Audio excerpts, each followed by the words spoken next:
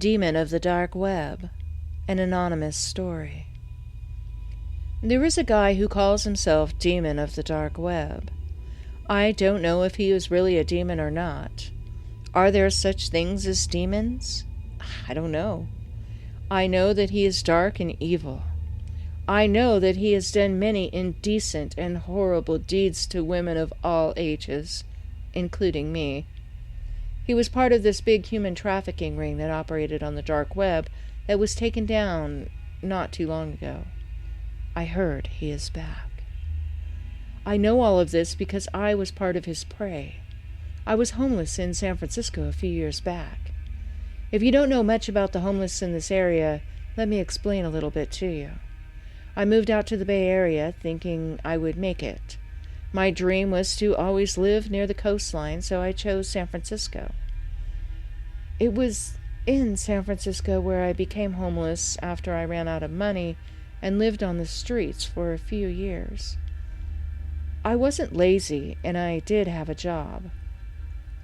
A friend of mine let me use her address for residency, but her landlord wouldn't let me stay there, so even though I did stay at her house sometimes, I slept on the streets with the homeless people most of the time.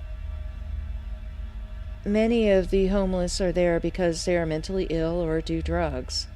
Then there are some of us who actually work for a living, but still can't afford the crazy rental prices out in the Bay Area. I mean, who can afford a $2,000 to $4,000 per month apartment on a $10 an hour job? Am I right? Anyway, so we live in our cars or tents and shower at the health clubs that we have memberships at.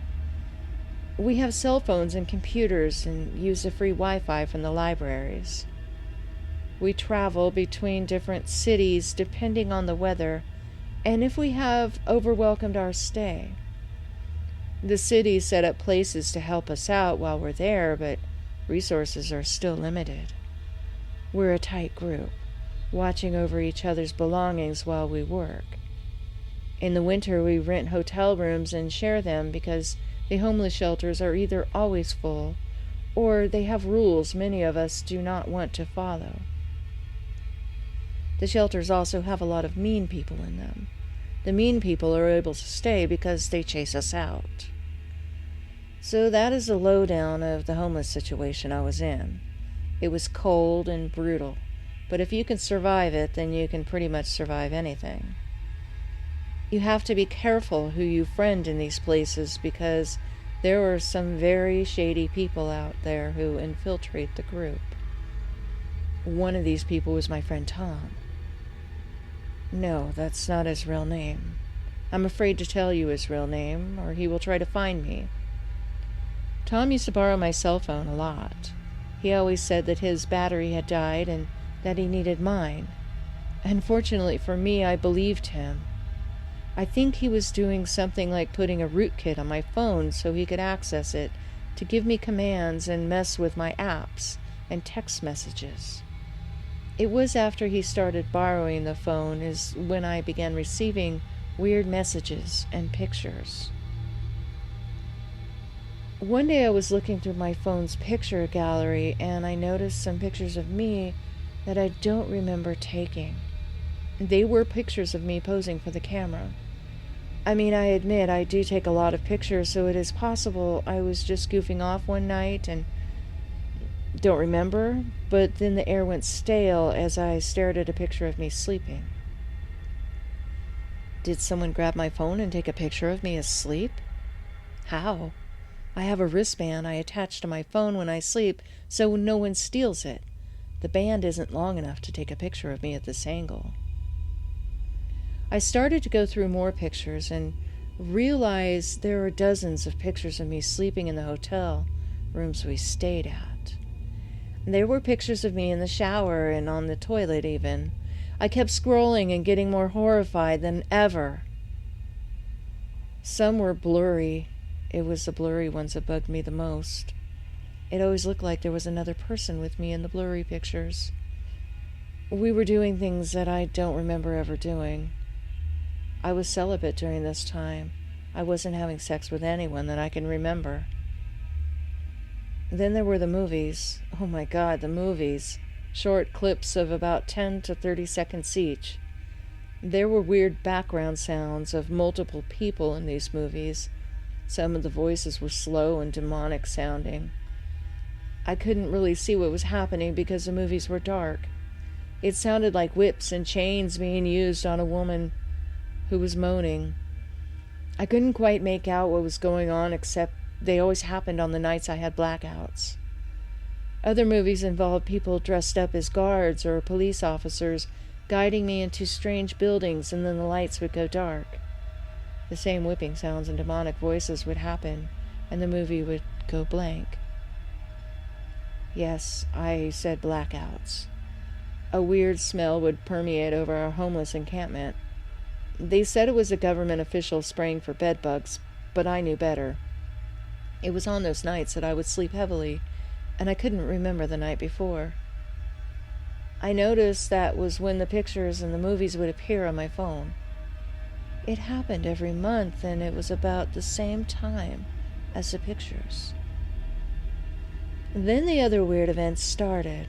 Let me be clear, I don't do drugs. I have never done drugs. I might have gotten drunk with friends back in the day, but I've never done crack, speed, cocaine, meth, crank, or whatever all of those other drugs are called. I did do pot once, and I didn't like it, so I never did anything harder. Even if someone was drugging me, I wouldn't know. But I can tell you that some nights of blackouts were more like dreams of me following some creature. It had a low, demonic voice that resembled someone slowing down a tape recorder.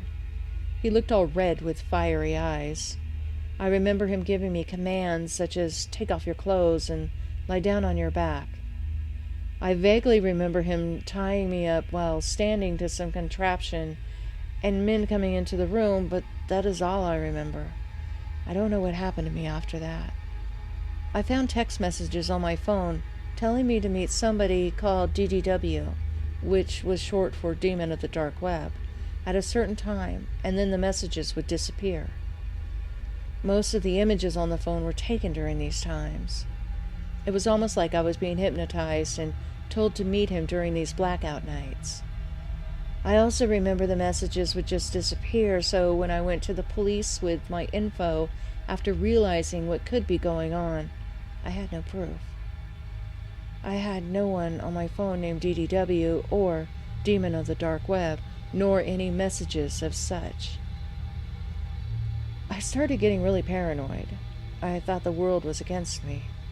I don't know if it was the meds they were feeding me or if it all was actually happening. Everyone I ran into seemed to be an enemy, even my friends. I went to the doctor one day because my lady parts were hurting and having problems. The doctor said I had contracted a couple of venereal diseases, but that I said that was impossible because I hadn't been sexually active with anyone. He just nodded his head and told me to take some antibiotics and some cream. I started to wonder if I was just going crazy because no one believed me. And then one day something weird happened.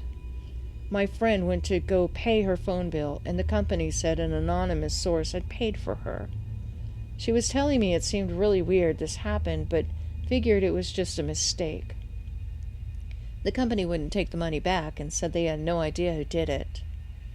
And then she started getting phone calls from me, personal calls. They had given her my old phone number of a cell phone I had lost and canceled. A few days later, some men in a black Mercedes-Benz started following her around town until she stopped the car in the middle of the street to confront them. They zoomed past her and she never saw them again. We both have dark hair, so maybe they were tracking my phone number and thought she was me. I don't know. I know I'm not crazy, but these are weird events that would happen, and they haven't happened since they arrested a man who joked about calling himself that weird name. The weird thing is, it didn't just happen while I was homeless. That is where it all started. When I finally saved enough money for a down payment for a place, I remember the dream still happening. I also found some really strange white powder in one of my bags. It wasn't in a baggie or anything, and when I opened it, a draft blew it all into my face. All I remember at that point was just staring into the wall like I was waiting for a command. The next thing I knew, it was 4 hours later, and I was still sitting there. It was crazy. I'm still scared, but nothing has happened since. I guess another weird time that happened after he was arrested was when I moved to Phoenix. At that point, I had enough of the Bay Area and moved to Phoenix for a while. I was sleeping in my new hotel room and smelled that funny, sweet smell again. As I drifted off to sleep, I felt hands upon me to help me stand up and guide me to a car. I don't know what kind of car it was. All I remember is that it was a black sedan. They helped me into the back seat, and as I was told to do unspeakable things to this man, he started to tell me to never speak of what happened to me, and that I would be free of any of the followings again, as long as I did what I was told. His voice was harsh and demonic, just like the one who was supposedly arrested. After he was finished with me, they guided me back into my hotel room and just left me there. I awoke the next morning with the taste of him in my mouth, and I was a mess. I took a shower and immediately left Arizona and went back to my hometown with my family where I would feel safe. This is the first time I have been back on the web since I moved. I haven't even touched a cell phone with data access or even a computer since that time. I tossed all of my equipment and anything that could place me on the internet. My cell phone is a standard generic phone.